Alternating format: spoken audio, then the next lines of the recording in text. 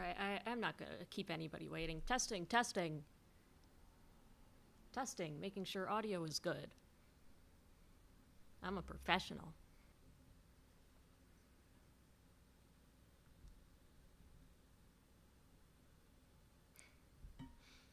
Okay, so I wore my hat backwards today so that there's no confusion this time.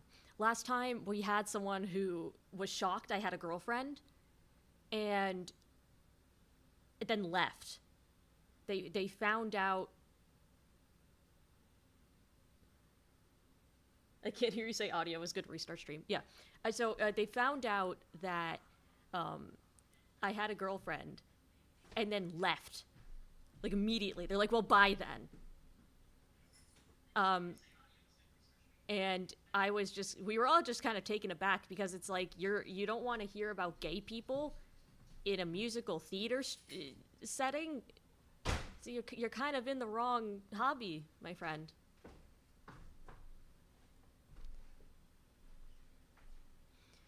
All right, so I'll give it a few minutes to see if more people come in. I have been in terminal brain rot recently because me and my girlfriend went through the DLC for Pokemon Scarlet and Violet, and it's been all I've been thinking about for the past week. Shockingly good.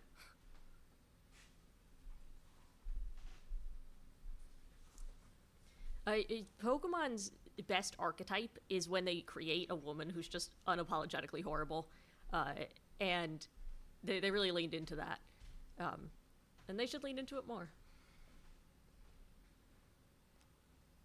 So my video is going to be about on my second channel. My second channel is just going to be for my more like deranged content, my more like shitposty content that doesn't fit at all with my main channel. But like I've always wanted to write, not even write. This is all I'm doing it unscripted. I've always wanted to just talk into a camera about other things I care about.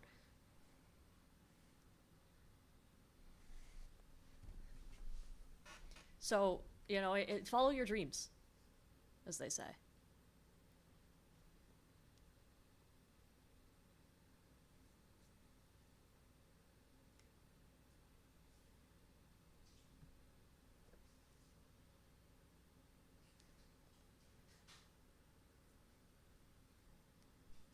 Let me give it like another minute. My numbers are pretty good. For the first song, I want to make sure that a lot of people see it because I think it is going to be a great lesson for the stream.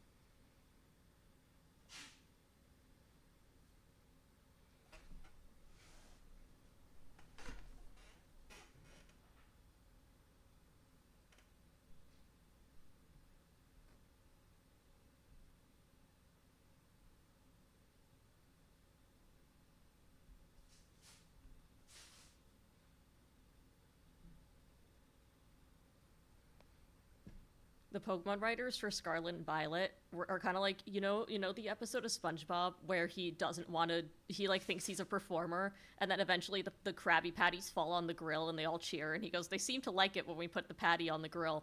It's kind of like that, but it's like they seem to like it when we give the characters personalities. Okay. I think I have delayed enough. You guys can follow the second channel if you want to hear me talk more about this. So, my friend Starry, who's in this chat right now, has been wanting to write a musical about Socrates. And he is an ethnomusicologist, which means he studies the music of other cultures, not just as it is, but also how it came to be and how it intertwines with the history of said cultures. Which is obviously, fascinating. And he wanted the music to resemble the music of Greece. Now, a lot of people think that ancient Greece is like proto-Rome. It's not. It's its own thing with its own rules and its own culture. So a big part of Greek music is irregular time signatures. What we as people who, listen to mostly modern Western music would consider an abnormal time signature. So in this case, 7/8, but also 5/8, unbalanced 9/8. And the reason why is because in traditional Greek dance, there's a lot of like, they like that extended beat at the beginning or the end. And Starry has taken advantage of this by using those extended beats to represent different things. This is what I love in composition, right? I love it when people use interesting, not just motifs. Everybody uses leitmotif, right? I love it when people use really interesting compositional tools to tell a story in a way that we're not consciously thinking about it, right? We're not listening to this and thinking like, oh, the long note at the beginning means this. We're thinking to ourselves, this sounds nice, but subconsciously we realize these things. Like if we think back on it, we might realize it. And that's what good writing is, in my opinion. Good writing is not slapping people in the face with color coding and saying like, yeah, this represents this. It's exactly that. Good writing is something we can enjoy on a deeper level without having to be told these little tricks. So, all right, hopefully Discord doesn't pop up, but he did send in the recording. It is a bit quiet.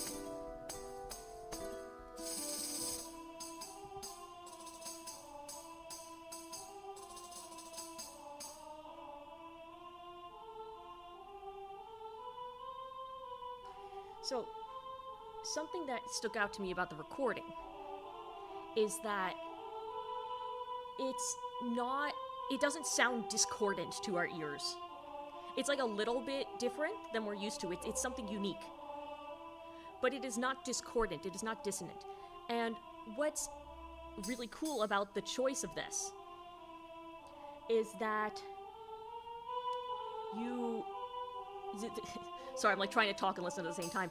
But what's important about the choice that he made is that Socrates uses the long note at the beginning of the phrase because it's like one thought and then going to the next thought, like stumbling into the next thought. A philosopher's always thinking, they're always gaining that momentum into the next thought. But the unenlightened, quote unquote unenlightened philosophers in this case, or citizens, they have it at the end to show that they're stuck in the past. This is not something we would pick up without being told. But again, we kind of feel it. Music is a very, people don't like to hear this, like I say, but music is very nebulous. Music is a lot of feeling. Music is a lot of, you just get it. Music is not something that can always be broken down into specific rules and specific motifs and specific, like I said, color coding. That's not really how it works. Meaning in music is something you just kind of feel. And again, it's the thing that nobody wants to hear, but it's true.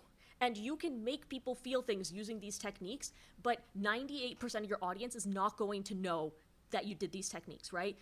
98% of your audience has no background in musical theory or lyric theory or anything.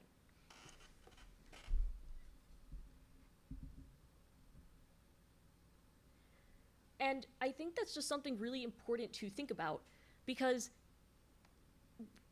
again, you just kind of have to pour yourself into it at the end of the day. If you just stick to the rules, stick to the rules that we know as like Western lyricism, Western culture, Western music theory, and it's not even just Western because, Greece is considered the West, but this isn't, what we are used to. It's kind of like Central European classical. It's what we're all familiar with, right? If we just stick to that, like blatantly to the rules, explicitly to the rules every single time, we're not going to be able to really stir that much of a reaction out of people unless you're really good at something else. Like, you can make a C, G, A minor, F song in 4/4 time sound amazing.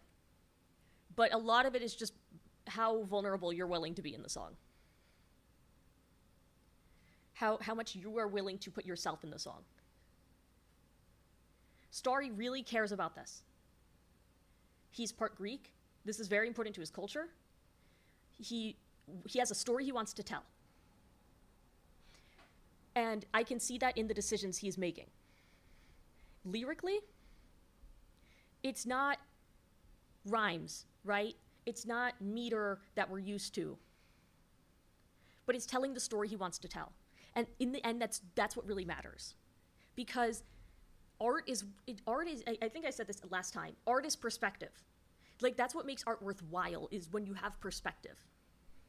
If you make work that is completely closed off, and you want to make sure everybody knows exactly what you're saying, there's no more perspective. Therefore, it becomes less meaningful.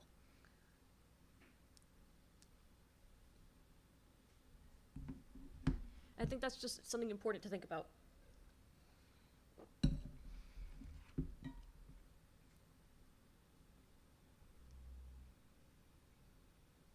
Like, most of this song is spoken. It's being told through the composition. It's almost operatic.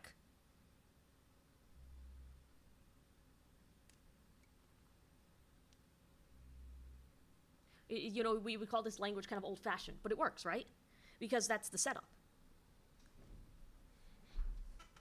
It's not something that if I try to break it down for you in lyrical rules, it would not work the same, would it? But it's still something that he wrote to tell a specific story. And that makes it worth more than, you know, the most clean-cut, perfectly written nothing song. Because I've heard songs that are perfect, right? Like everything feels very tight and everything feels very exact and measured and calculated. But it doesn't feel the same. It just doesn't. Like Max Martin, the producer. Max Martin could give you a hit. He could give you a #1. Give him anything, he'll give you a #1. But also, a lot of his work does not resonate with me. Because it is designed to get a #1 hit. And he's great at that. But as far as creating something that resonates beyond just being like, yeah, this is a banger, you don't see much of it. You get it occasionally. I think No Tears Left to Cry by Ariana Grande. It's a phenomenal song, phenomenal production. It's a very touching song. But perfection only gets you so far. The willingness to be vulnerable is always going to carry you more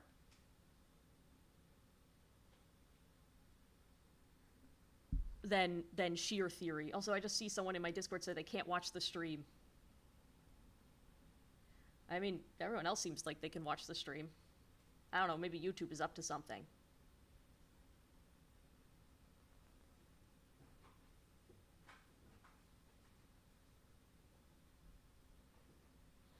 Post it in Discord directly and see if that works better.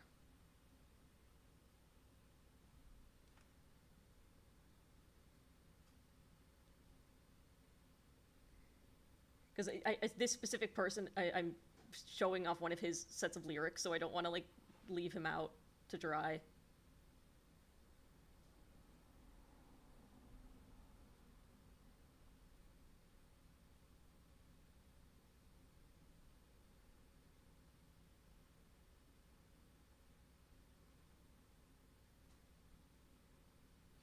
I find it easier to gain attachment to music related to a show or series because that gives better understanding of the music. I've heard that argument before, right? That if it's attached to fiction, it gives you like a launch, like a foundation to feel attached to it, because you feel attached to the fictional series, therefore you feel attached to the music. However, I think that almost every song is about a story. It's just whether it's about reality or not, right? Like, I would say that somebody writing a breakup song is writing a story. It's a story about their life, and that's why a lot of people connect to it, because not everybody watches a certain show, but everybody is alive. And keeping yourself to things attached to fiction is not inherently bad, but I do think it can kind of close you off, because you're limiting yourself to things that are fictional feelings, as opposed to things that somebody really feels. Socrates isn't alive, not anymore. Yeah, but you are. You're typing in this chat, so unless you're a specter of some sort, I assume you're alive. And it's your feelings that you were channeling through this story. there are you through a fictional story you could absolutely channel your own feelings, and it shows through when that happens.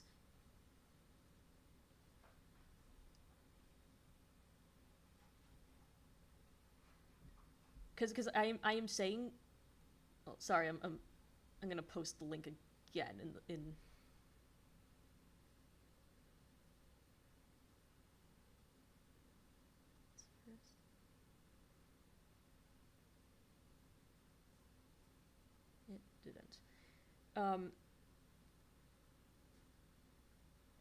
Alright, he's in now. That's good.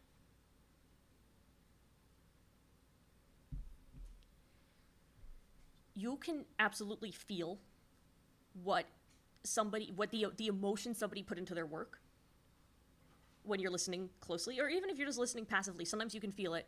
I have felt anxiety about being misinterpreted in people's works. When somebody is really holding their cards close to their chest, and they're like, I have an exact vision for this song, and it has to be interpreted this way, I can feel that anxiety.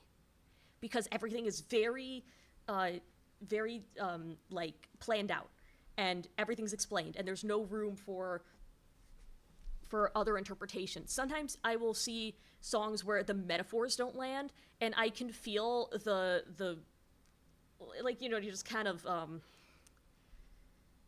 not like laziness, but you're kind of just getting past it to get to the part you want. Like I can feel that oh, I'm just saying this to say this. I'm sure there's a word that I'm forgetting. But letting yourself be part of your art, whether it's songs, whether it's writing, whether it's a painting, is an important thing. Now, as with everything, there is a balance. If you put too much of yourself in your art, people either will not relate to it, or they will say that's a little rough. For example, if you are watching a TV show and every single mother figure in the TV show is a bad person, but all the father figures are nice people, it's a little noticeable. I'll be like, oh, you have mommy issues. Now, if you want to put that particular issue of yours into your work, that's fine. Just don't overdo it. Everything in balance. I think that the most interesting art is when it wasn't intended. The emotion wasn't intended. Because that's the realest emotion. I have written songs before where I wrote one thing intentionally and then somebody else read it and they're like, oh, is this because of XYZ? And I'm like, wow, I didn't even think of that. But you're right. That was probably part of it. Now, I understand. Letting it happen is not good songwriting advice. How do you take those emotions and put them into your music?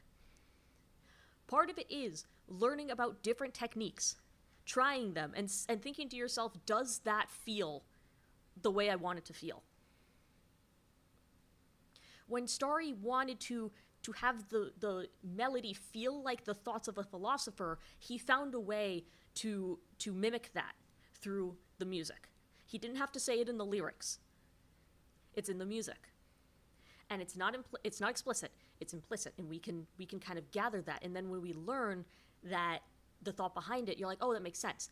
But even if you didn't know it, you still gain a lot from the composition. And he was able to do that because he knows so much about different types of music. I'm a believer in you should listen to a lot of different types of music from a lot of different types of artists if you want to be a songwriter, because I mean even outside like your kind of super genre. So like if you only listen to musicals, go outside that. You only listen to anime music, go outside that. Video game music, go outside that. Because I have seen genres of music like that, like video game music I've talked about before. It's a great example where it kind of gets inbred because the people who originally started this music did not have video game music to refer to. It didn't exist. They did not grow up with it. But then people who came after them said, oh, I want to be like these people, so they mimic them. And then people mimic that person, and people mimic that person, and people mimic that person, and then we end up with this kind of sludge where everything sounds kind of like one of three things, and then all that sounds very similar. But if you let yourself kind of go outside your boundaries, you might find things that, you know, as Stephen Schwartz once said, you never knew you never knew. As I like to say. Making sure chat's updating. Last time I streamed, like, the chat wouldn't automatically update, and it was so frustrating.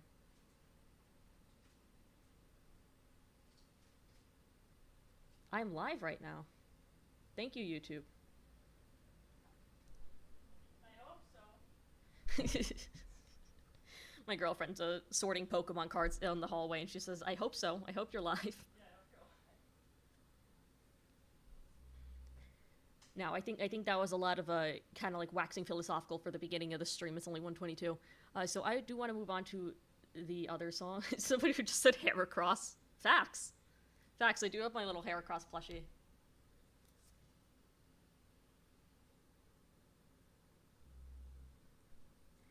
He is from the year 2000, so he's older than most of my Discord server. He's older than most of my audience. He's almost as old as I am.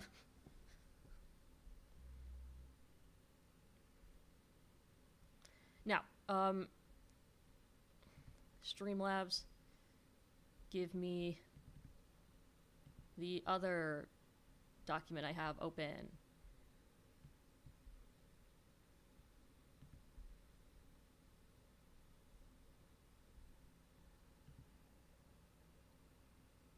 Not the 24-year-old Heracross.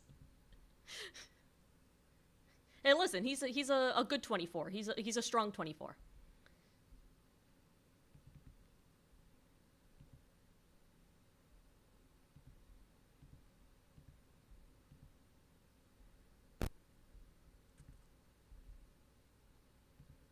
Streamlabs is... Come on. I'm in college and it's older than me. Yeah, really think about that. You know what's funny is, so my girlfriend does a lot of Pokemon card selling, and there are people who will just unprompted go up to her and be like, I hate modern Pokemon. But when they say modern, they mean anything after 1998. Like 2000. Like 2000 and onward is modern to them. And I'm like, brother, that was 25 years ago.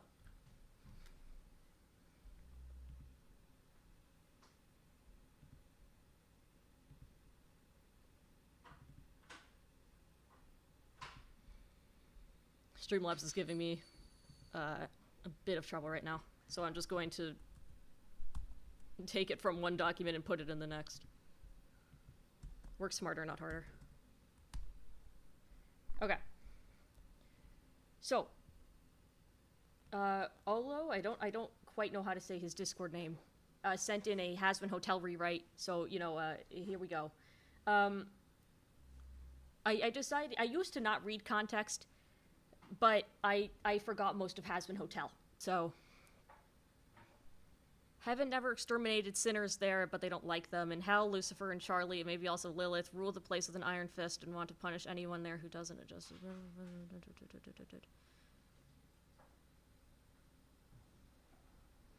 Okay, I don't know. Has Been Hotel confused me in the sense that there's people have a lot of thoughts on it, and there's a lot happening, and I don't want to say I didn't care. I liked Has Been for what it was. I keep emphasizing that. I liked Has Been Hotel. I enjoyed my time watching it. I simply do not think about it that much.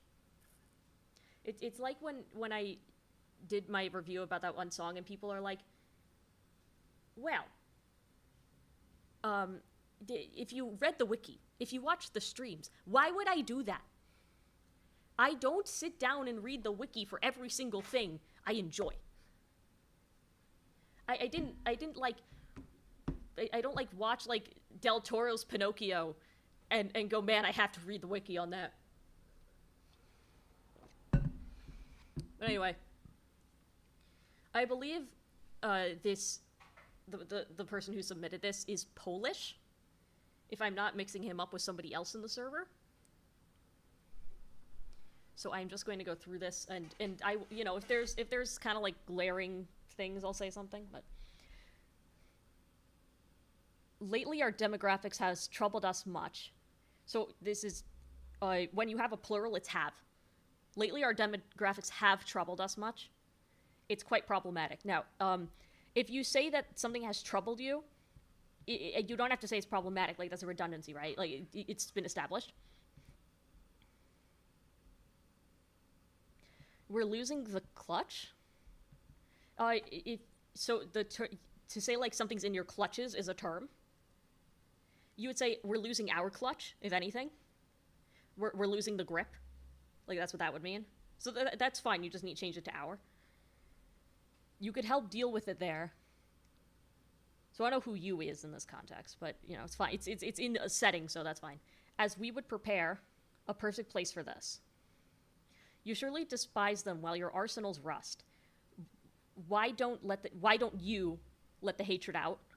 Turn those foul souls to dust. You finish them off once a year, they'd all be random. I guess the proper is you finish them off once a year at random. All at random, I guess, if you want to fit it. We will make ourselves a deal at my special camp sent to kill. So that would be an AX rhyme scheme, which is a valid rhyme scheme, but it's not very nice to the ear because we expect that last part to rhyme. Like, we want the rhyme on the final bit because it's just what we expect. And in a song that's, you know, again, like a traditional musical song, that's just what we'd expect. I know I just went on and on about how, you know, you don't have to do everything traditional, but if you're doing the traditional genre, you know, like, I know that this musical number is not trying to be anything more than that, which is fine. But, like, you do have to follow some rules in that case. Got a comment that says, what really puts it into perspective is when someone calls Primarina their favorite childhood Pokemon, makes half the fan base feel old. Yeah, I need to remind all of you that if you played Pokemon Sun and Moon when you were 8, you are now 16. Yesterday at the card show, a kid came up to me and he was like, I had a card, it was so old, it was like really old, it came out in 2012, and I was like... My girlfriend just said something to me. She said at a card show yesterday, a kid came up to her and said, this card is so old, it's from 2012.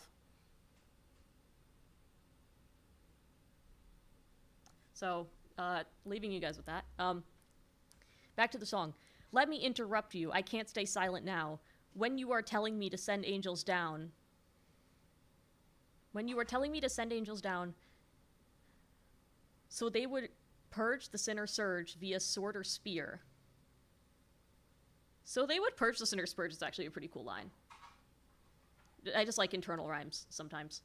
You gotta use them sparingly, because then when they do pop up, it's like, oh yeah, that sounds nice. Well, my lady, on this notion I will be clear. See, what if hell could end? You ever allowed that thought? Perhaps let them roll the dice twice, and not just rot for naught. So this is where internal rhyme could be kind of rough. Let them roll the dice twice.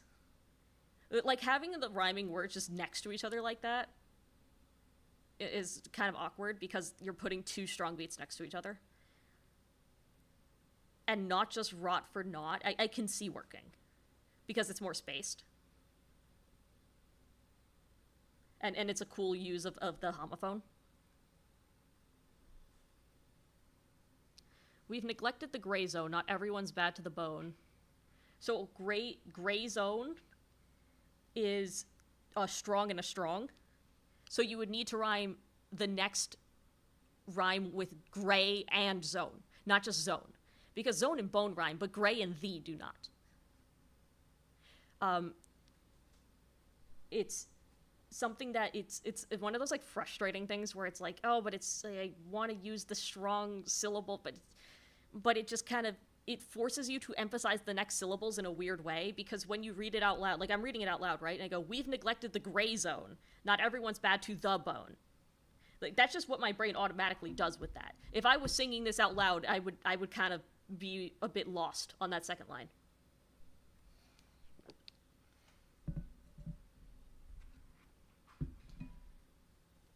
They need consequences, but they also need to learn. Now, this is where ending on a non-rhyme is actually okay, If you're kind of going to the next part of a song, like if you're going to a chorus, that's fine. I don't know if this, I mean, this is kind of the end of a chorus, but it's going to a verse, right? So if it's going to a verse or a chorus afterwards, after the non-rhyme, if the non-rhyme is a hook, which again is another thing where it's like, well, what qualifies a hook?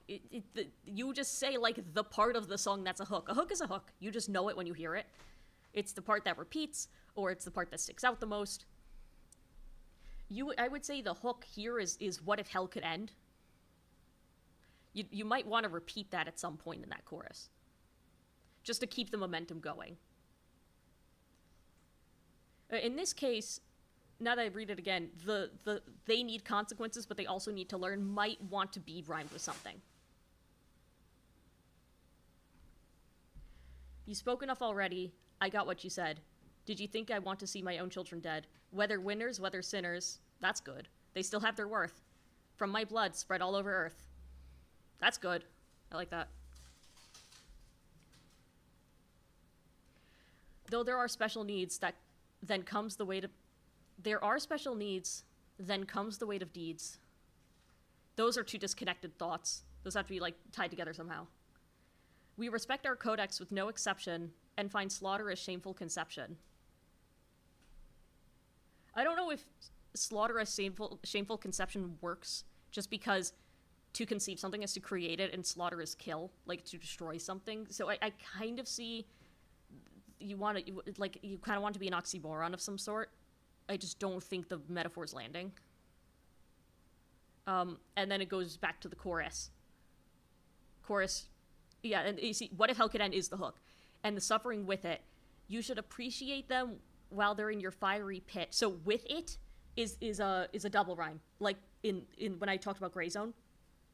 But it's a bit different because with is the strong. With it. So you could rhyme it with minute, for example. You should appreciate them while they're in your fiery pit. So because it is not the strong syllable on that last line, it is not the rhyme. It's not like the key rhyme. So you can't really rhyme it with pit. Because even without carnage, there is a much possible soul drainage. I don't know if you assume that carnage and drainage rhyme. I know that English is kind of messed up like that. Also, there's a much possible soul drainage does not really make... grammatically, I guess it makes sense, but it's not a thing you'd say. There's you would say a very possible. There's a very possible soul drainage, but like the more typical way of putting that sentence together would be there's souls might be drained. Or there's a possible soul drainage. I guess there's a very possible soul drainage. I don't know. There's just something kind of off about it because I've never heard the term soul drainage. Like, I guess you would say, like, souls will drain. It's very possible souls will drain. It's a tough one. It might just need to be completely reworded. Since heaven is anticipating to start... So it would be soon start rehabilitating. I've been letting down my descendants for too long. They're under your thumb, princess, but I'm gonna fix what's wrong. Okay, so, again, for someone who is not speaking their native language, this is good.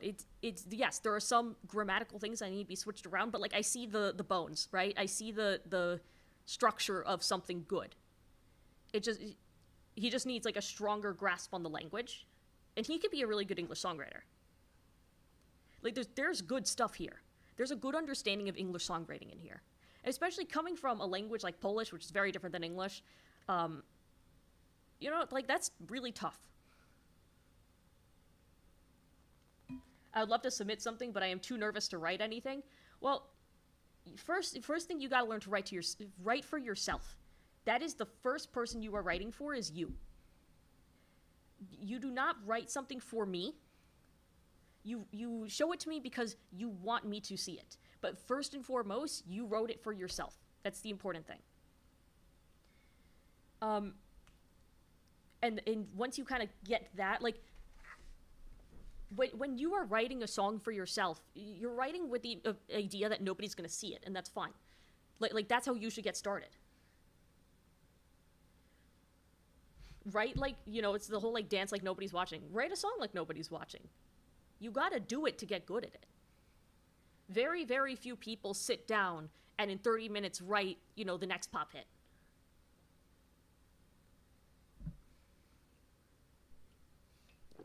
And then the other thing is, I've said before, this stream is not to judge. This stream is to give what I think might make the song better, but it is not there. Like, when I'm reading through these, I'm not thinking like, man, this person sucks. I'm never thinking that. I'm thinking, what can I do to make this work a little bit better? Because it's hard to write a song. And I don't want people to feel discouraged. I want people to understand that you can take most ideas for a song. I don't want to say any idea for a song. There's definitely such a thing as a bad idea. And make it into something. Because I just don't believe in the idea of discouraging people because they're not good now. I used to have friends. I'm not friends with them anymore. I used to have friends that would do bad fan fiction reading on stream or in Discord calls. And they would just take fan fiction written by people who were probably 14, 15 years old and laugh at it. And I always thought to myself, well, you know what? In 8 years, they might be better than you. Because everybody has to start somewhere. I think it's ridiculous to try and laugh at somebody for they're being cringe because their grammar is bad and they're just starting out. Why? Again, they could be better than you one day. And even if they're not, they're still human beings worth respecting for trying something. I personally only laugh, to be honest, when I find a fan fiction and I think it's funny or I think it's cringe. Sometimes I'll think things are funny, not necessarily cringe. But when I think things are cringe, it's because it's it reveals something ugly about the person. If you write a fan fiction that is intensely problematic on a moral level, I will judge you. But if you are writing I think that this character is cute and I want to see them in a baking contest with another character, and also I'm a teenager and I'm not really sure what I'm doing, but I just want to have some fun and show other people what I wrote. The fact that you're showing other people what you wrote is already tough.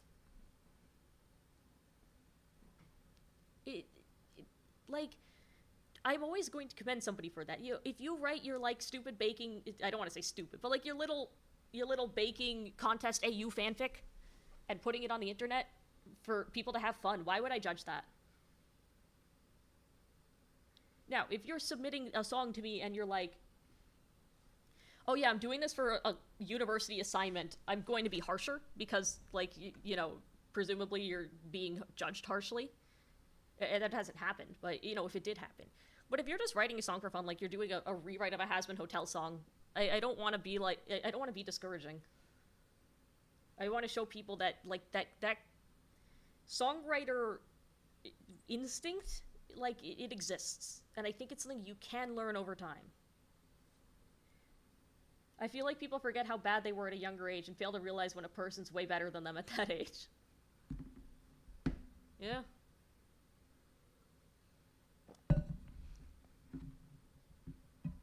I mean, we can all be humbled, right? Lorde wrote Royals when she was 16. And she wrote it in 30 minutes. And you hear that, and it's damn. But the goal isn't to be better than Lorde. The goal is to just make something that speaks to you. Now, I do want to switch, because those were the only two submissions I got.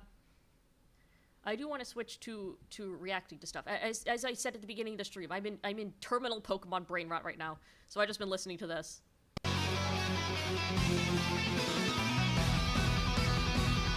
That might have been loud, but that's what I've been up to. But yeah, so I last time we did submissions, I got very overwhelmed with the number of submissions, so I wanted to change it to a paid model, and I understand that's kind of limiting, so I don't know how long I'll keep it like this. But for now, if anybody wants to send in a song, that's the method. I do have it on a system where it's by length. It's $2 until the song is 4.5 minutes, because There are, in a musical context, like the intro to Into the Woods is 12 minutes long. I'm not dealing with that. I am. If you send me the intro to Into the Woods, I want to, I want to be compensated a little more if I'm going to analyze that. Because the song Yeah. is 12 minutes, and then the analysis is a lot more. Yeah. The link might be broken. I think there's super chats now.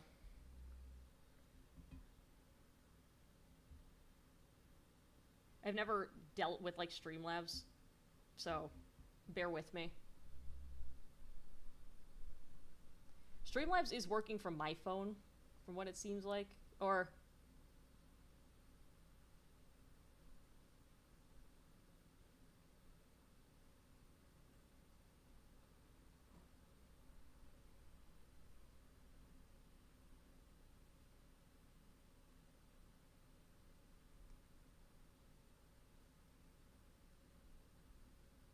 I think it's just gonna have to be super chats because I've never used Streamlabs.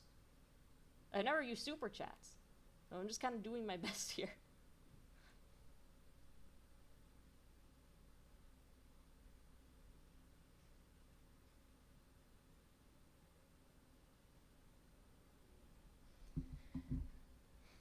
Now, while that gets to work, I have been in pop punk brain rot as well.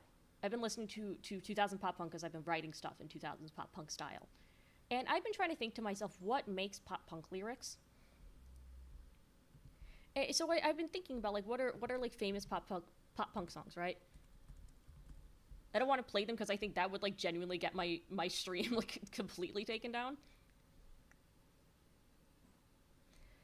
Because when we think of the most famous pop punk songs, we are not thinking about particularly complex things, are we? There's a certain teenaged aura to a pop punk song. I think that's why it's weird when people are like 40 and they're trying to make a comeback in their bands, and it's just kind of bad.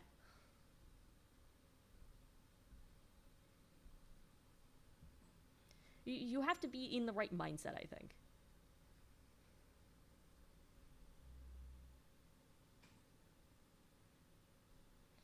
Because the like, I don't know, it's kind of hard to articulate. There's something very casual about it. There's something that's very simple, very relatable, down to earth, but at the same time kind of larger than life.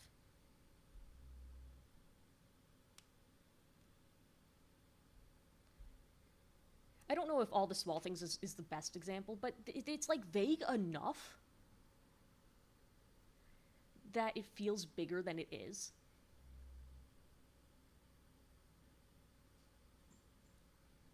I think that's part of it. Because pop punk being teenaged, by rule, means that everything is going to feel huge. When you're a teenager, everything feels huge. So everything always feels dramatic. Like if you look at like a Simple Plan song, what's a Simple Plan? Look at my girlfriend. What's a Simple Plan that wrote like the most obnoxious songs ever? I can't remember. Maybe? I'm trying to remember. Sometimes there are songs that are very obnoxious because of that. Because again, they are teenaged, and teenagers are obnoxious. Can be. They can be. They can be. Not always. Not always. Don't leave my stream. It's just an interesting thing to think about because I've been writing about like the album I've been writing is about somebody whose friend has to sacrifice themselves to save the world, right? And it's the emotions that come with that. But it's kind of like what I was saying about you put part of yourself in there. It's more about watching somebody grow out of your life. And that's the part I actually relate to. I've never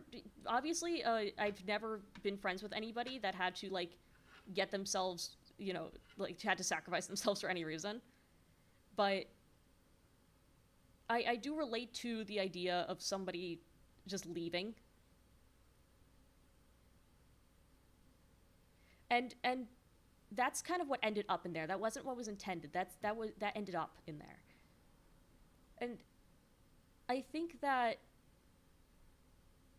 like, how do I articulate this? Like, that's the important thing in the end, is kind of what accidentally ends up in there.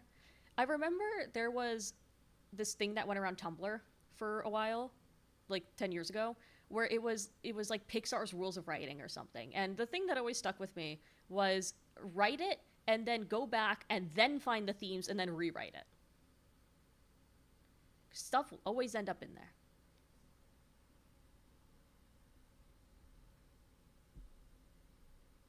Man, how do... Oh, okay. Got a super chat. €8. Wow. Thank you. It's first super chat on a live stream. Let's go. Sorry, I had to refresh to see that.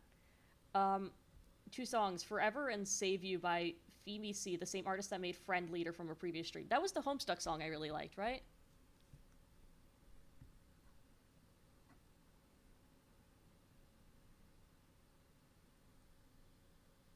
Euro to dollar conversion. It's fine. That's good. If you want to set it another song to compensate, because I know that the euro is worth more. What's euro to... Girlfriend, I don't want to say her name on stream. Girlfriend, what is It's $6. So yeah, $3. Okay, it'd be $3. Yeah. Her name is Sarah, so I'll just say that. Calling her girlfriend feels dehumanizing. Sarah. Girlfriend, get me a sandwich. No, I know you don't mean it. I appreciate your keeping me on this, but yeah. So I assume this is another Homestuck song. We all have got a role to play. Oh, this is definitely being... This is definitely being sung into like a snowball microphone that was made in 2009. I love this. Okay. Pray. He's bleeding in the tall grass, and where his thrashing makes him easier to follow. Oh, that's cool. That's a cool line. I want to go back to that. The lioness, she stalks her prey. He's bleeding in the tall grass, unaware his thrashing makes him easier to follow. This is a good... that's a really good analogy. That's the type of analogy where it's like, okay, that's good imagery, first of all. And that's consistent. It's a consistent analogy where we have a full image in a full theme. I know this is just like one stanza, but we have a feeling that we're being given through this imagery. And that's why I like imagery more than I like metaphor, personally. But this is both. Tall grass, and where his thrashing makes him easier to follow. But when she gets him in her claws, she'll invite him in because her cave is not a home without him. Ooh. Just a hole that is lonely and hollow. Oh, that's interesting. And can't you see the writing on the wall? It's drawing us together. It's written there in certain dash, and that's forever. I like the harmonies. And so if you are terrified of what you hide, remember that I'm still on your side, and that's forever. It's very menacing because you have the whole prey allegory. Forever, we all have got a role to play. You'll be filling yours someday, and I'll be filling mine until then we're killing time. Filling mine, killing time. I like that. Minds. And when I see you standing strong, pretending you don't want to play along, I'll never make you blue. I'll tackle you into a pile to unwind. And can't you see the into a pile to Pay. I'll tack you into a pile to unwind. See, this is interesting because you have this non-rhyme at the end, and I know we talked about non-rhymes. You have to be kind of careful with them because we expect the rhyme, right? So when we don't get that rhyme, it's kind of uneasy. It's like floating tension. So I think that's interesting. unwind. And can't you see the writing on the wall? It's drawing us together. It's written there in certain dash, forever. Yes, overlapping vocals. And so if you have been denied, you'll quiet, remember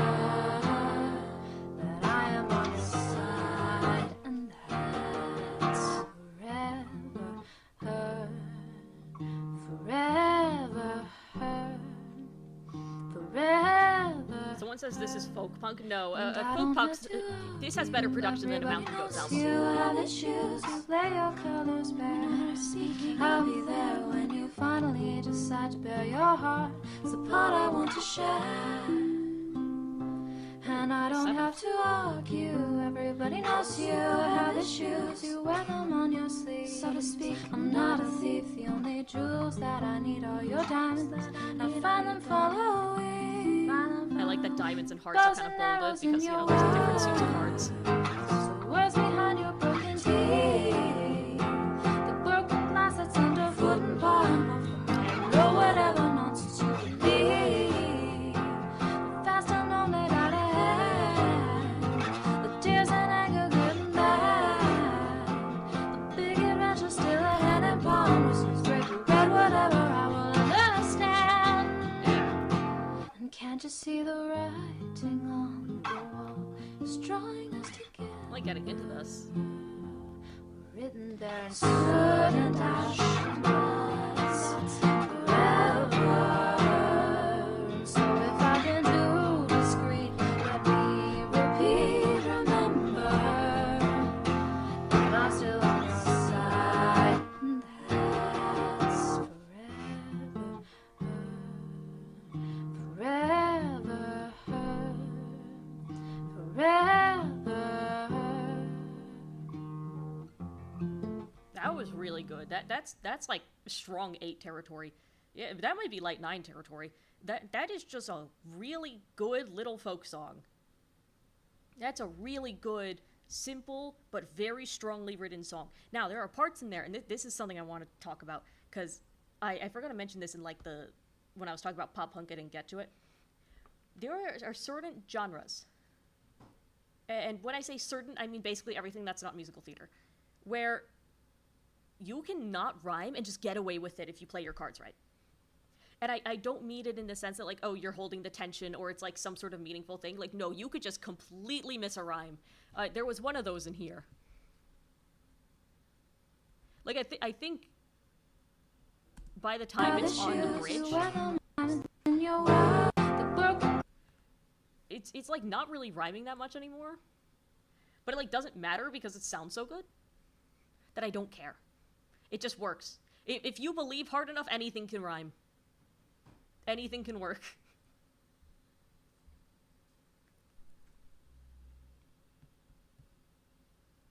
Let's see, the other one was Save You by Femi C.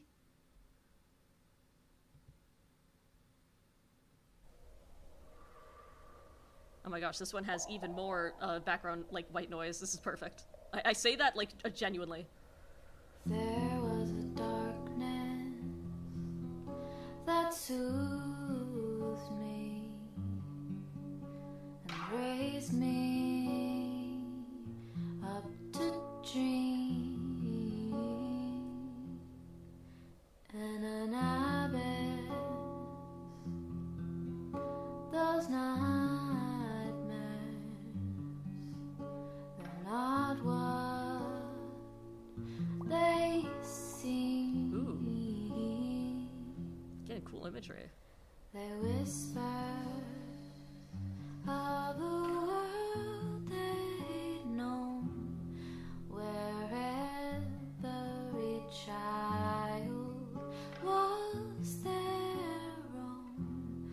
All the colors of an oil spill, when moonlight hits the wave. All the colors of an oil spill when the moonlight hits the wave will save you.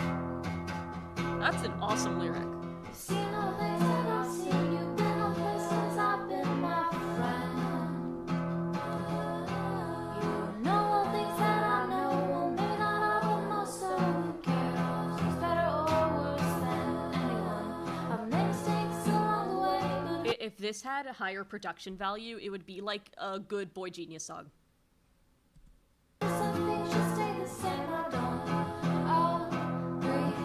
The universe is filled with so more exciting things to see. For you and me, you don't need saving. You can save yourself. You're all so special. just rhymed yourself and out. It just believed in it and it worked. I bet if the nightmares could see me now, they'd say, well done, well done, well done, daughter, daughter, well done. There was a darkness that knew me and raised me wild and strong. So hey, What I like about these songs so much and so is that I can tell they're about something, but it's not like so obviously about like a fictional thing. she whispered, Like if you told me this wasn't about Homestuck, you know what I mean? Like and as old there's something about it that feels very earnest, that feels very real. Like I could pour back over these lyrics and get a completely different meaning out of them than what they intended. And that's good. That's a good thing. done everything that you could. You feel like something else you're supposed to do. Cross that road or burn that bridge. You shot that current and swam with the fish was in you. Like I can just enjoy this. Lost a friend, not gained a friend. What's a friend mean? What it means to an end. I've tried my best with everyone I've ever loved. And I'll outlive unless I can find what lies. It's poetic enough, but it's not so poetic that I can't understand anything. Like again, if I poured back over these lyrics, I could come up with something. Still waiting from a not so distant shore.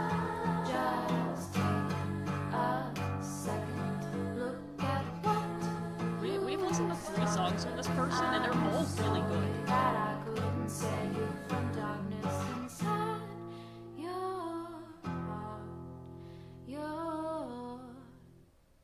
heart, your heart, your heart and heart, friend. I wish I could get in touch with this person. They're so talented. Do they still make music? Like, not, I don't know.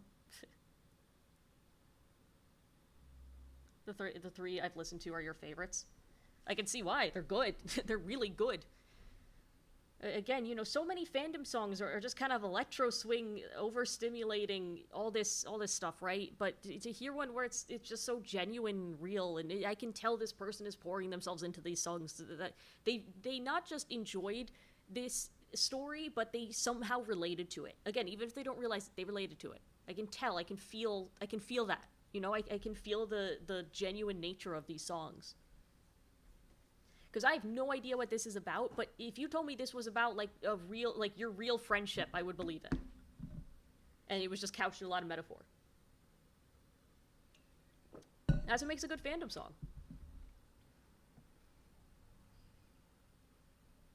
I have considered writing a song on stream before. Like, a friend told me I should do that. I've been thinking about it. It would be its own thing.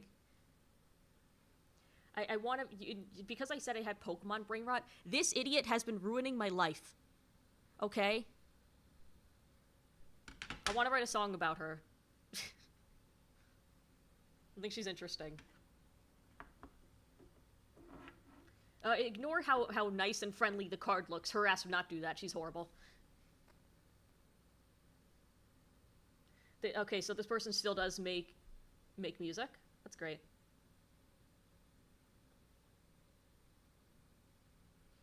The lyrics are broad enough that it doesn't require specific knowledge of the thing it's based on. Yeah, and I like that. Because I remember when I posted the actual video, right, there were people in the comments that were like, oh, you just didn't get the Deltarune song. Like, you have to know the character and then it's good. Like, no, if it sounds bad to me. Like, that's just me. You can like it, it's fine. But to me, it sounded bad, and I did not have the context. And even if I did have the context, I just still don't think I would have liked it. But this, I don't have the context, and I do really like it. So, if you want a number score, this is also strong 8 light 9. This person is very consistently hitting all the marks.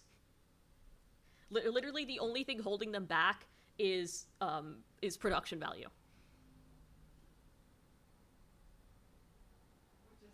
Which is like I don't expect them to have production value when they're like 15 in their bedroom writing songs and singing into a snowball microphone.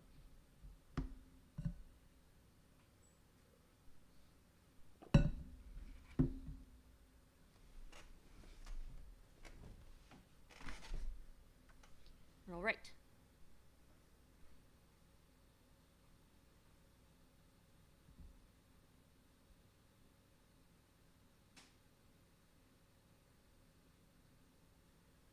A friend of mine just sent me a Discord message that says the toxicity of online PvP video games comes from the same place as road rage. I can see it.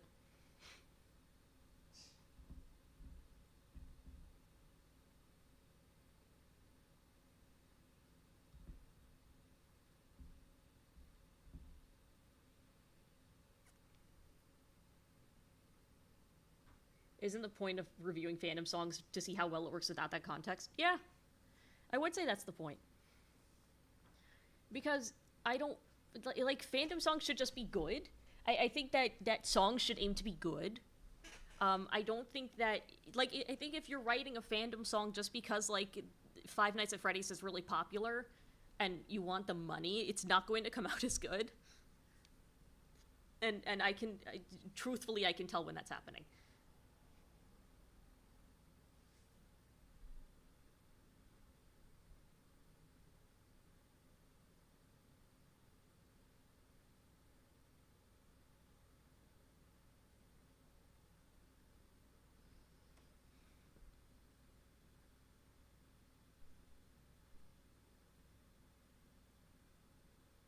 Yeah, songs should be art.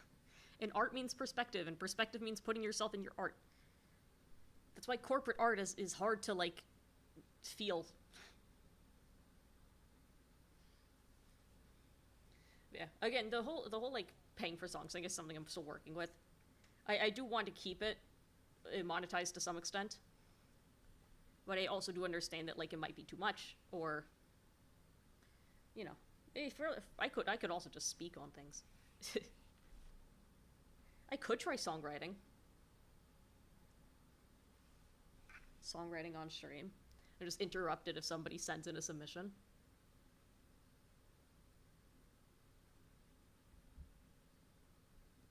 So I'm trying to think, because I do want to write a song about this idiot. What do I write about, though? Like we're talking fandom songs, right? Like, this would effectively be a fandom song. And I have to ask myself. I want to submit my rap battle. I know you don't really cover those. I just want to see if my rhymes are okay. Yeah, shoot, send it. Send it in Discord. Send it to my email.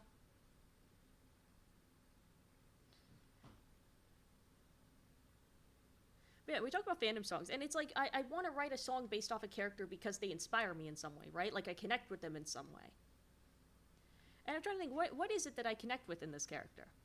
And I would probably say something like, I guess, accidentally being mean to the person you care about. Or purposefully being mean to the person you care about.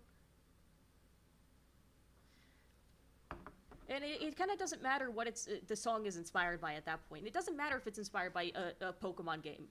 What matters is that there was something I connected to. Song should be art seems to be the theme for today. Yes, it's been something that's been on my mind the past couple weeks. Sometimes when you write, you gotta let the intrusive thoughts win. That's facts. Just let the intrusive thoughts win sometimes. You don't want to sit there like, oh, is it embarrassing if I say that I'm in love with this person? Is it embarrassing if I admit that I have this struggle? All this stuff, you just write it. I want to hear about this. You're a human being. Now, if you're writing about how, like, you're an incel, that's not cool. But if you want to write about how, like, oh, I have a crush on my best friend, and I don't know how to feel about that, that makes a good song. Doesn't even have to be real. You just make it up. But it's like, the premise is relatable to some extent. You don't want to, like, I don't like the word relatable, though, because relatable can be anything. The premise is human. That's what matters. Screw it, I want to write. I'm tempted to write now. Because I don't think we're gonna get many submissions. What did you do the other 2 songs for that person? What? Did you do all 3 songs for that person? They sent in 2 songs. Oh, okay, cool. They sent in a third last time. Ah, okay. Yeah. Sorry, my girlfriend asked me something.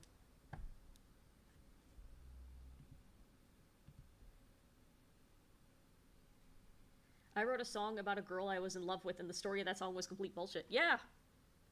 That's the best.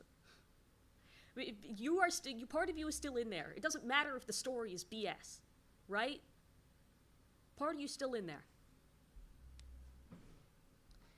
Tell your girlfriend I said hi. Starry says hi. Hi. She says hi back. Me writing about all the colors of the Redditor pills a la Pocahontas. Thank you, Oddball, for your comment. Thank you, Oddball.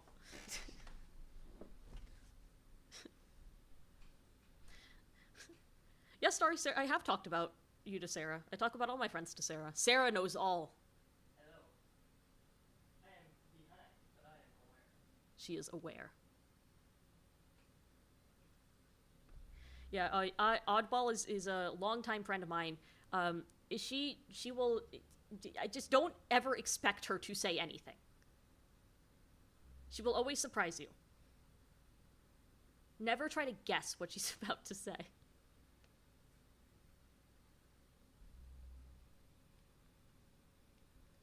Now, I can add... See, would I do this in Word? Like on my Word stream? Or would I do this on... Yeah, I think like if I did it with like me in the corner. No, not that. That's me in the corner. It's not letting me do what I want.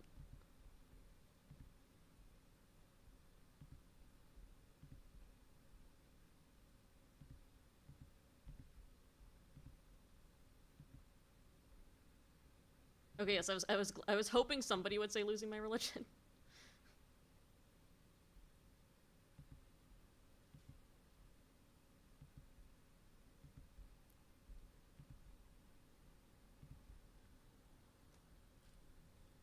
Typing. That's instead of testing. I'm just doing typing to make sure that Streamlabs is picking it up. Yeah, okay, it's this one.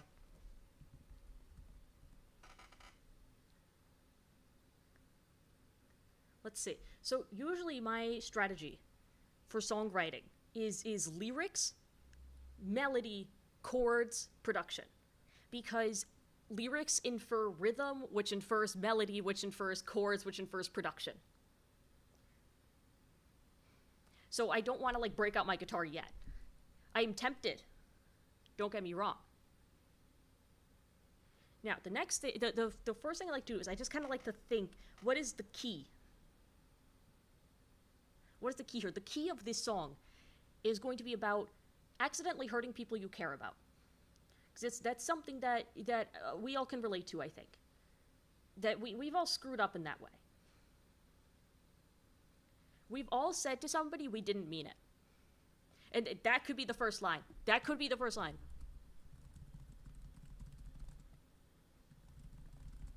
We've all said to someone I didn't mean it. We can say we all been there.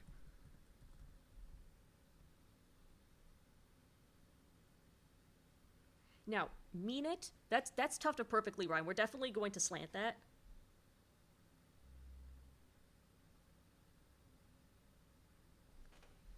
I would do something that rhymes with leaning. I'm opening up my trusty pal Rhyme Zone. Which is a bit tough to use. People think like it's kind of just, I mean, it's a good resource. It's cliche at this point, but it's a good resource. And it's tough because you still have to know the meter of all these words inherently.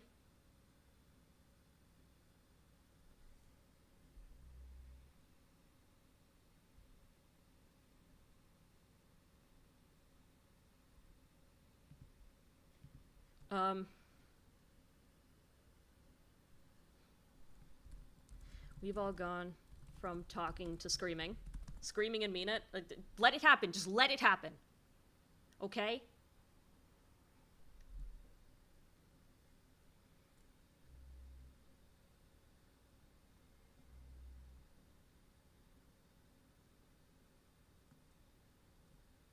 My gut instinct is pulling at my hair. Like when you're frustrated and you pull at your own hair.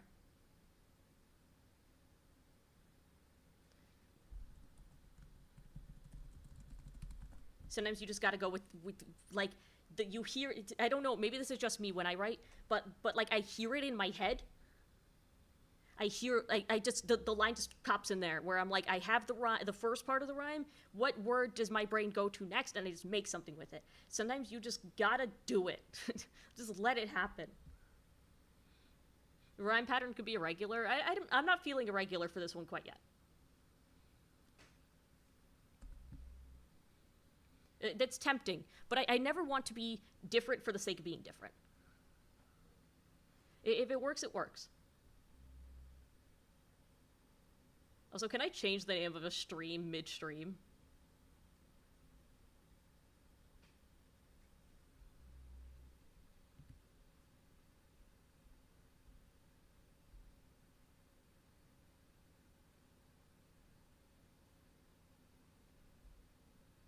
Is that a thing I could do?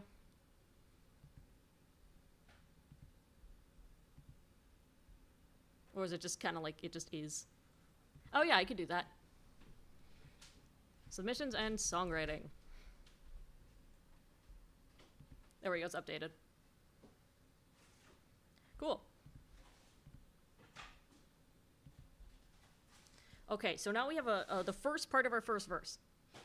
I'm thinking the second part of the verse is different. Like a call in response. It's the admission, and then it's easier to say we when you're trying to admit you did something wrong, because it's like, oh, we all do that. But then you have to own up to it. That could be either the chorus or the second verse, or the second part of the first verse. It could be anything, but it has to be in there. This is an intro. This is you have to build up, right? You don't want to be vulnerable right away. Submissions are fun, but I'm all for a songwriting stream. Awesome. I'm sorry you felt that way.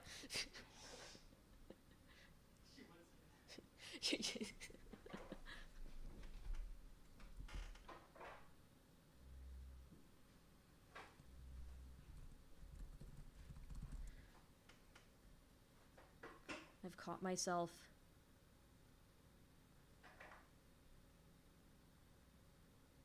What I want to talk about is what I'm trying to say is I've been staying up late, but I don't want to say it that like explicitly. Yeah, I don't want to say it that plainly, I think is the better word. We can be explicit, just don't be plain.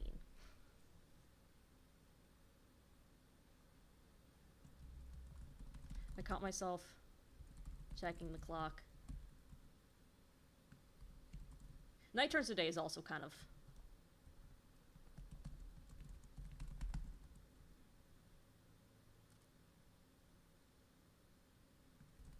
11 p.m. Mountains, molehills into mountains. You kind of twist that phrase around. I caught myself checking the clock, 11 p.m. and counting, molehills into mountains. And I might want to rhyme with... Maybe I could rhyme with the air rhyme again.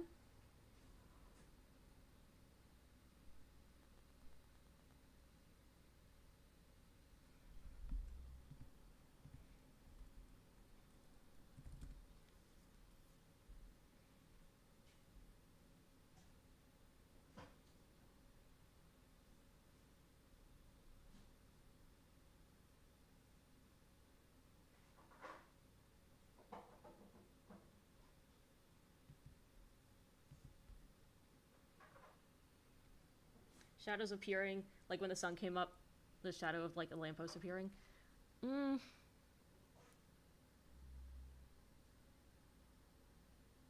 You could say something about the glare. Like that rhymes with hair, right? Like the glare through a window. But glare is the subject. So it would have to come first.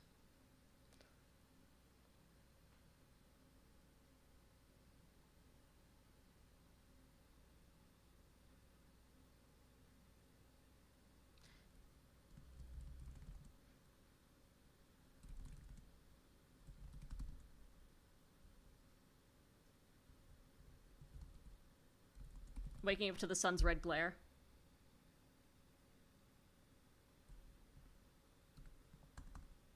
Okay. Sarah, do you think you could bring me my guitar? Yes. Yes, my liege. She says, yes, my liege. Yeah.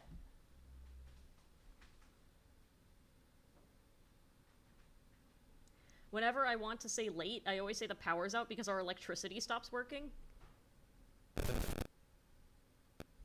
Huh.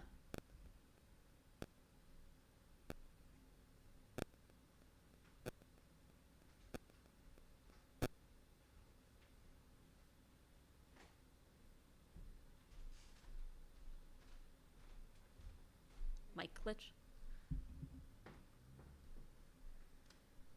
Hold on a second. No, I got it. Sorry, my mom texted me.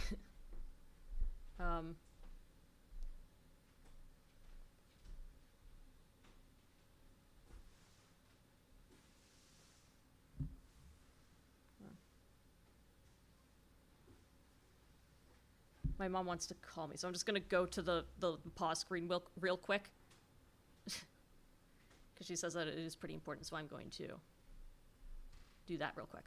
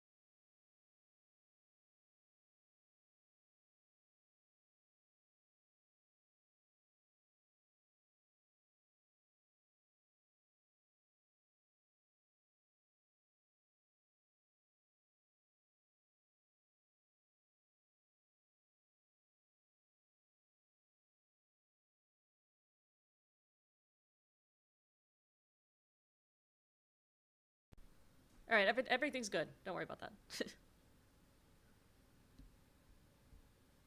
I was worried that it was going to be kind of an emergency, but thankfully it wasn't.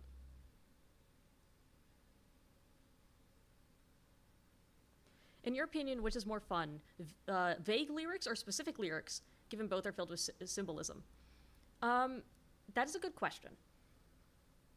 I think it's a balance. Like I always say, it's a balance. Everything in songwriting. I do think it's a good question. I hate to say like, oh, it depends, but it kind of does. If I'm talking about a song that's very personal, I'm going to want a little bit of specificness. But if it's a song that's more kind of world weary and more broad, I would probably go for vague. It all depends on your goal. Did I tell my mom that you said hi? I did not. I'm sorry. She was asking a lot of questions, so I had to answer them quick. Now, have I tuned this guitar recently?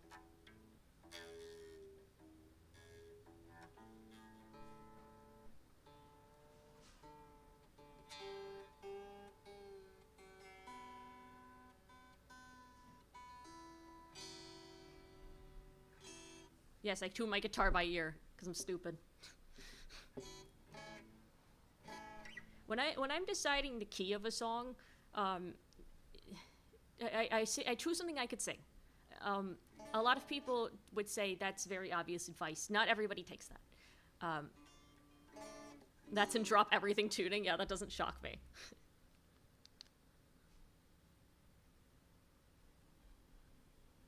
If you really want me to, I'm gonna pull up a guitar tuner. Yeah, you're right, it's flat.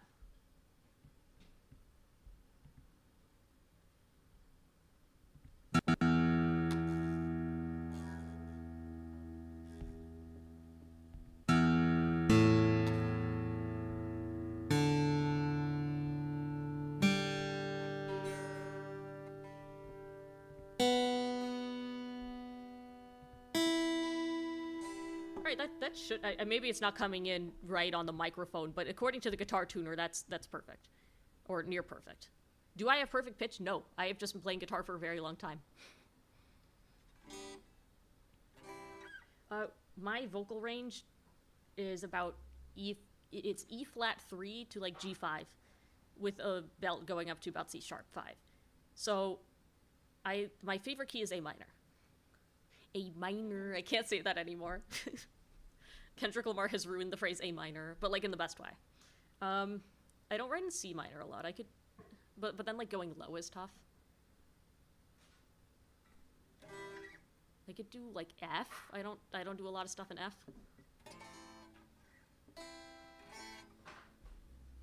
So I cheat a lot. I'll pull up like chords in F sharp minor, even if I know them, like or just F minor, not F sharp minor.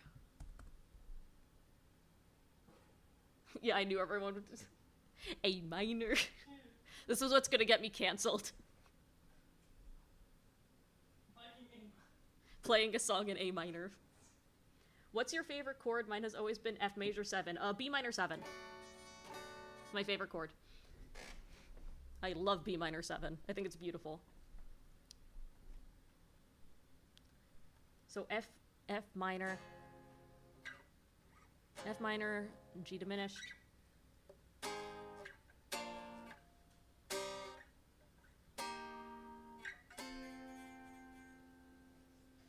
Pull out the ukulele. Oh, I do have a ukulele, but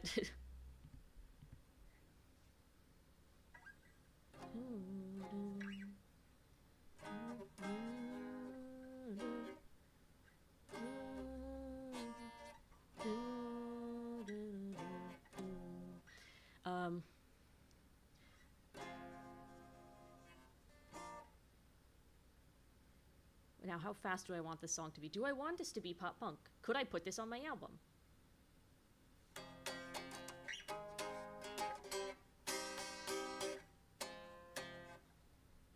Every millennial has a ukulele. I'm not a millennial.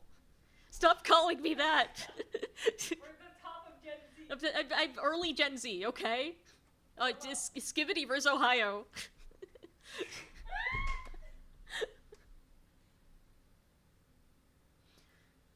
So, I'm trying to think of melodies now. I want to do melodies before I come up with chords. We've all said to someone I didn't mean it.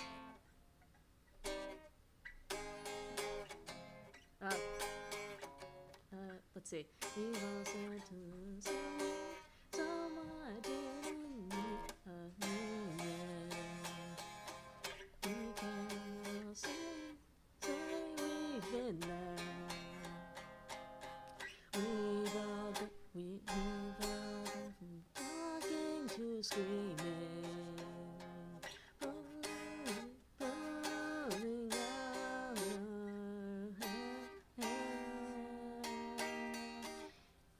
it's easy. It just happens. Unoriginal submissions are still priced, yes, and I will interrupt this at any time. So. What? I say you can continue after. Yeah, and I'll continue after. I do want to write down chords. So what was it, like A flat, C minor, F minor? I think is what I came up with just now.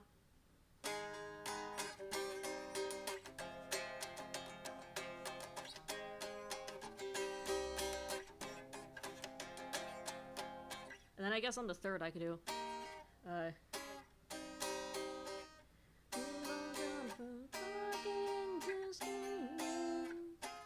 yeah. C minor.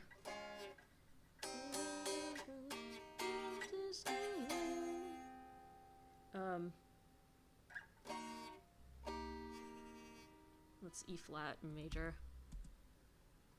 And then I guess that'd be back at F minor. But it's like the high F minor.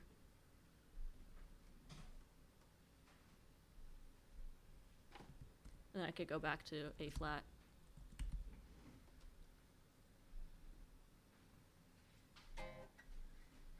You said to someone I didn't mean it. We can all say we've been there.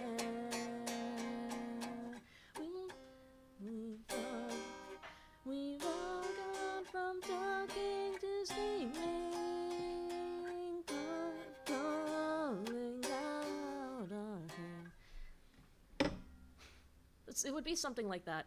I kind of like melody and chords can kind of happen at the same time. Let's see.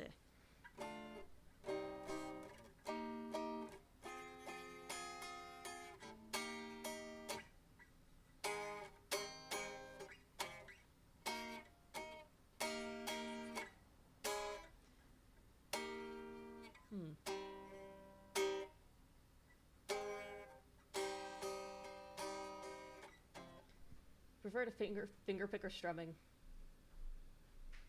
It depends what I'm doing. If I'm writing, if this song is going to end up in the rock realm, finger picking is not going to do much for me. Like I could go like.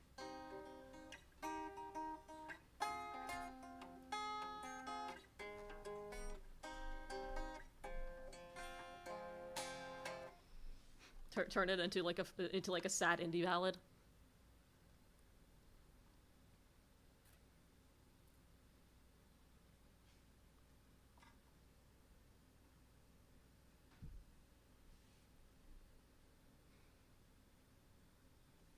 I just need to figure. I have like the metering. It's a melody.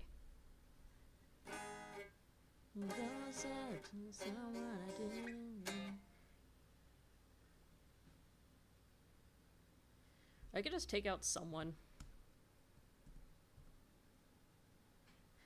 We've all said I didn't mean it.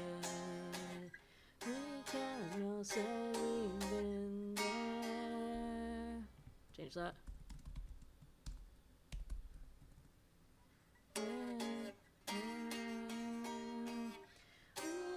We've all gone from talking to screaming, falling out our hand.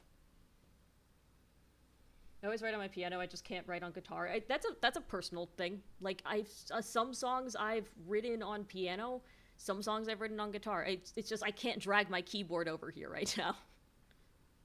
I got like a little MIDI controller, but I don't know how to hook that up and then like play it through my computer to the stream. I could figure that out though. But I'm definitely a better guitarist than I am a pianist. So just easier to have.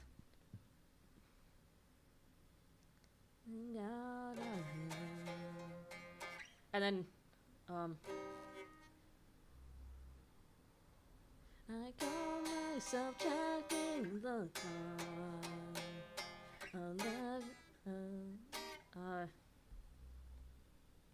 Save me chords in the key of F minor natural.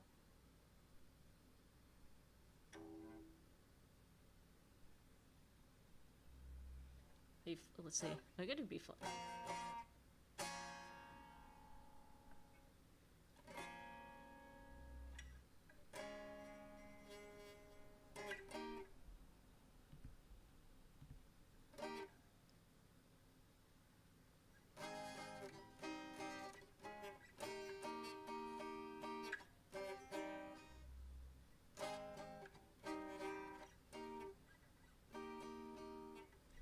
I compose music, I always think of the orchestration first. Interesting.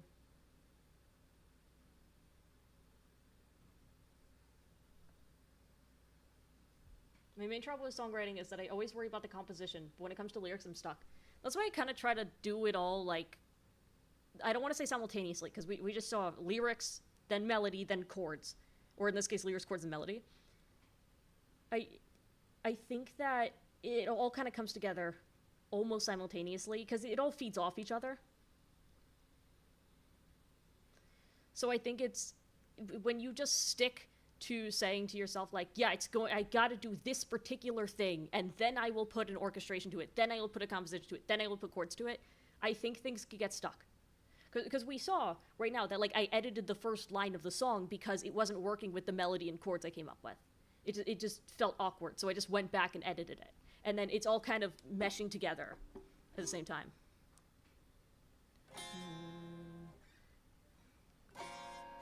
I caught myself checking the clock. 11 p.m. Let's see. 11. Caught myself checking the clock. So I want to put it. I haven't used B flat minor yet, so I'm putting it in just because it provides a good transition in that case. Caught myself checking the clock. 11 p.m. and 11 p.m. and counting. Molehills into mountains, waking up to the sun's red glare. What did I just do? Hold on. Right, okay. E flat to F minor. E flat to F minor. And then I did. Actually, I could do B flat minor to D flat. Waking up to the sunset glare.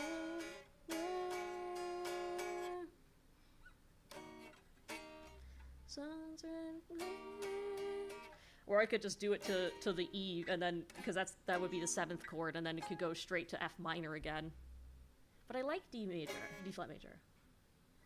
Waking up to the sunset glare. Yeah, it does work better though. Do I prefer the lyric writing or melody composition process more, and which part are you usually most proud of? That's a good question, because like I said, they feed off each other. I feel most proud when I come up with lyrics that just work so well with the melody. Like, if I were to pull up lyrics.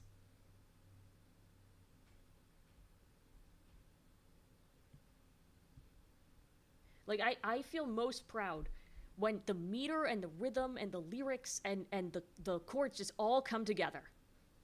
If I'm being honest. I know that, that's a G sharp minor, yeah. I know that it's important and you didn't make this choice. Wish I knew, is that the right chord? Wish I knew who to scream at. I'd scream until I lost my voice. You're one of a kind in the best and worst way too. Of all the people on this earth, it just had to be you. I'm growing tired of these old apologies. Everyone will ramble with their own philosophy. I'm sure that when you're gone, they'll take the chance to strike. Preach their vapid lessons like I'll cling to them for life. Like, that's when I feel most proud, is when I just feel like everything's come together. That's just the best feeling. I consider myself a lyricist first and foremost, because that's what I started with. I think that's what I'm best at. But lyrics come to life with music. Is this about the Pokemon card girl? No. Me? The other one is. The one that I've been writing? Yes, that one. Like, just now? That is. The one I just sang? No.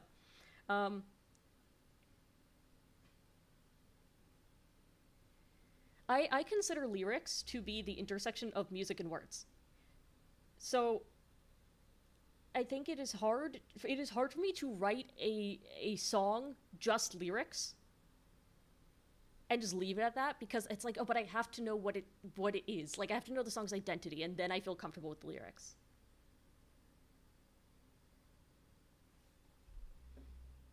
It's a good question, though.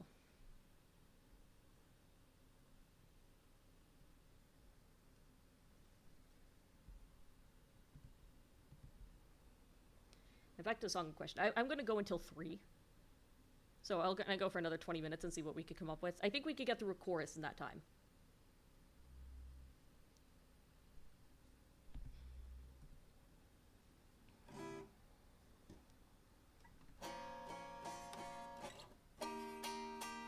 Waking up to the songs right there.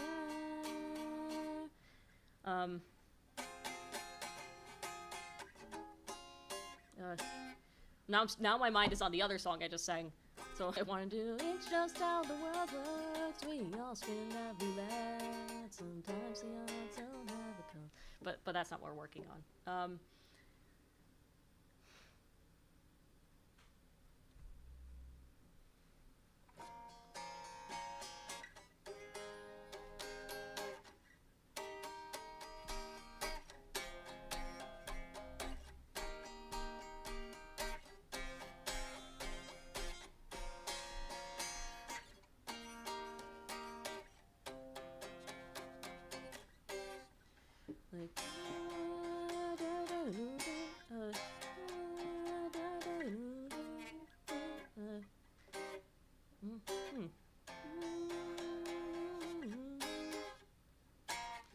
Like, there's like something. There's a chord there that needs to follow this that I'm not finding.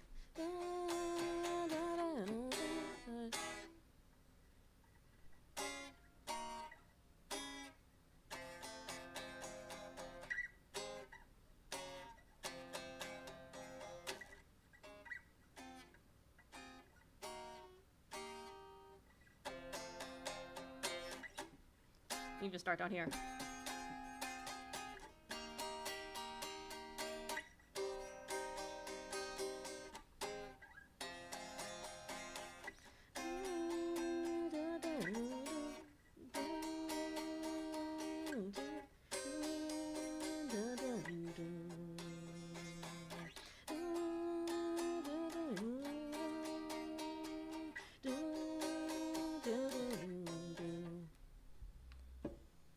Whatever the lyrics are going to be, it's high F minor, and then E flat, C minor,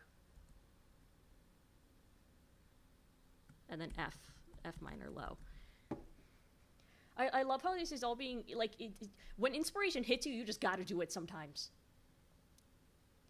Like, it doesn't matter. Don't think you're cringe. Don't think you're cringe. I'm sitting here right now being like, yeah, this Pokemon character really inspired me to write a song. I'm 25 years old, and I'm in front of a small live audience telling people that. I don't feel ashamed, because I'm writing something. And it's something that I feel like actually connected to. What makes me different than Homestuck Girl, besides the fact that she's a better songwriter than me?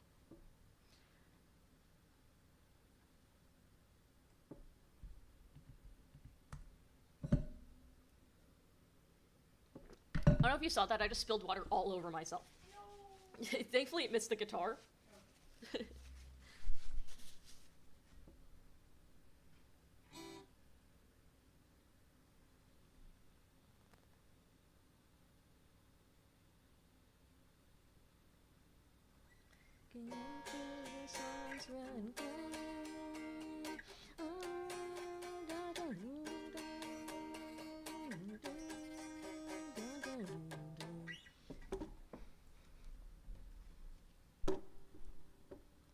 So whatever the first word is, it's monosyllabic, I can tell you that. It's monosyllabic, then comma, and then it's something else.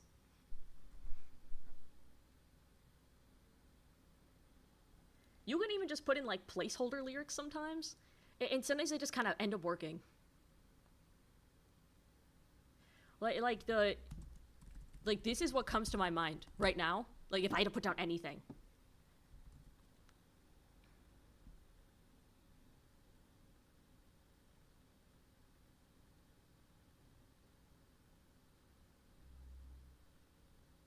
And then I could just roll with that, right?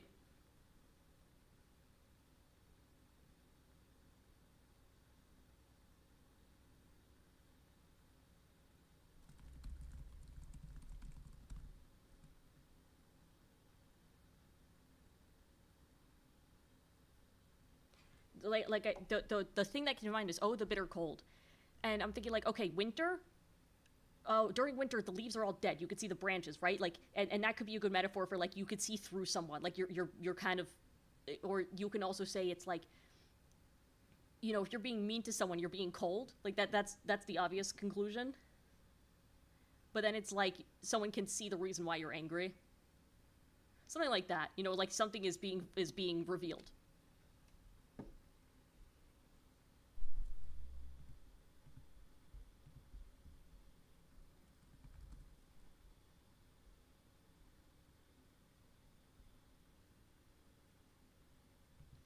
Yeah, snow is the obvious rhyme here. The obvious half rhyme. I don't know why I'm wearing these. There's actually nothing going through my headphones right now. I just do that because it helps me focus.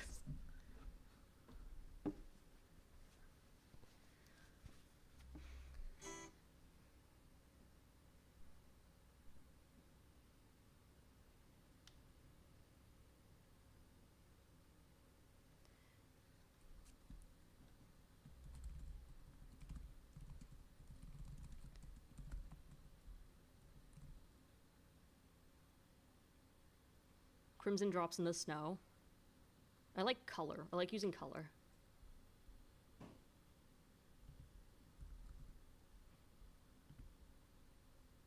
Leading away from me. All right, we have a chorus. See how you can just do this sometimes? Like, it could just happen. Yeah. Crimson, you think blood. Blood drops in the snow. Leading away from me. Oh, the bitter cold, the branches clear to see. Crimson drops in the snow, leading away from me. And that could be a two-part chorus.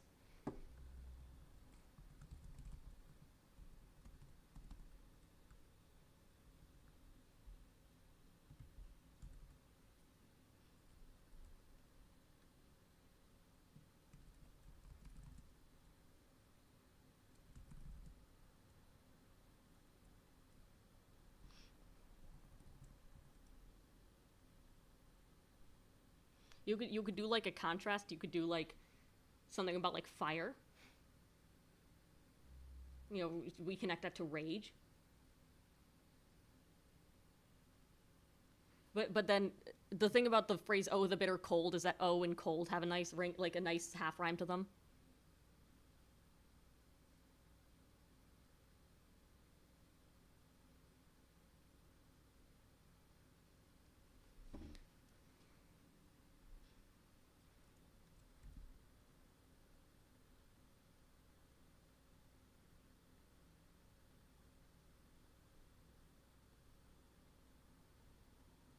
You could do coals, like a fire's coals, but I feel like that's too heavy-handed.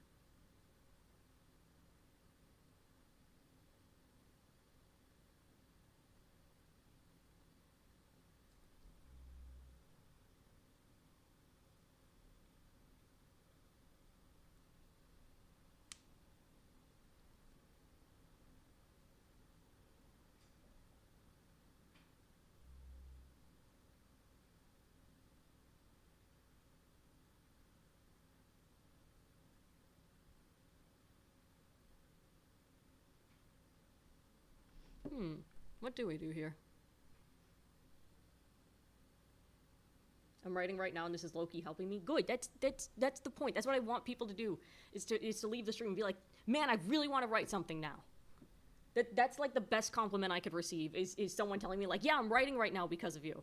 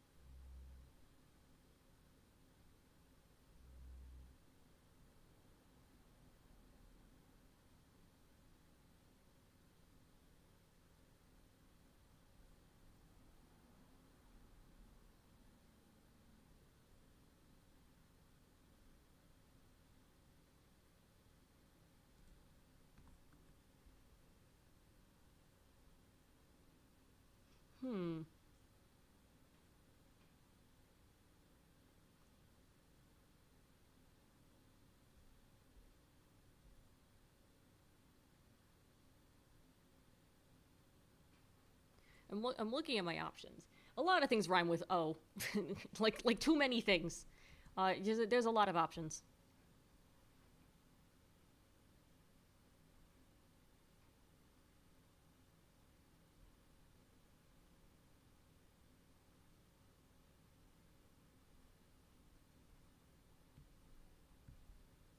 Ooh, I think I have something.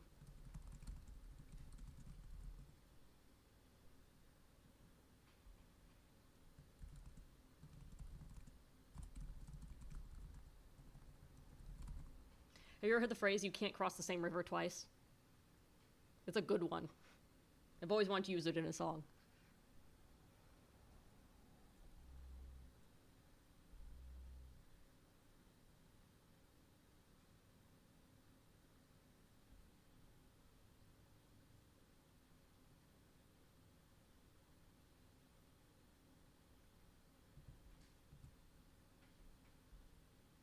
I got 10 minutes to write the rest of this chorus. Let's do this.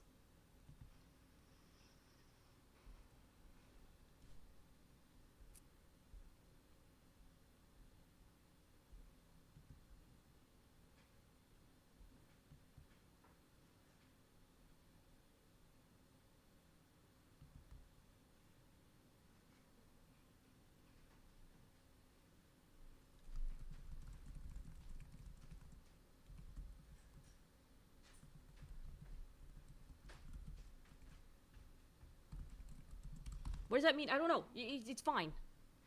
Does it sound good? Does it mean something? We're good to go.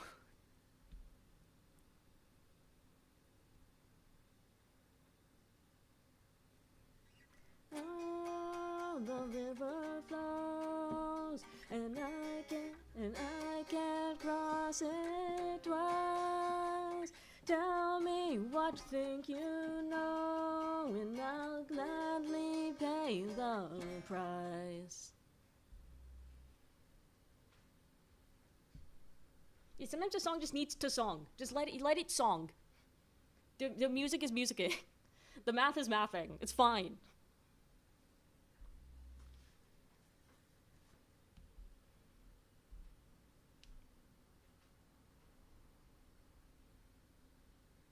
I'm gonna go through it.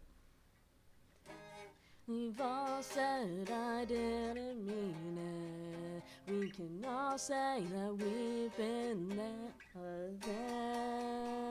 We've all gone from talking to screaming, falling out our hair. I call myself checking the clock. 11 p.m. and counting, molehills into mountains, waking up to the sun's red glare, the bitter cold, the branches clear to see, crimson drops in the snow, leading away from me. Oh, the river flows, and I can't cross it twice. Tell me what you think you know, I'll gladly pay the price. Right, we got like half a song done in like 45 minutes. I'm feeling happy. So I think I'm gonna wrap it up there, because I'm tired, and I want to hang out with my girlfriend, because it's Sunday. But that was a fun stream. You know, I got my first super chat. That was great. I got to write part of a song. That was great. Feeling good. I'll just see you all back here in 1 or 2 weeks, depending on how I'm feeling. And, you know, keep writing. Do your thing. Send in your submissions. Love to see it. Have a good week.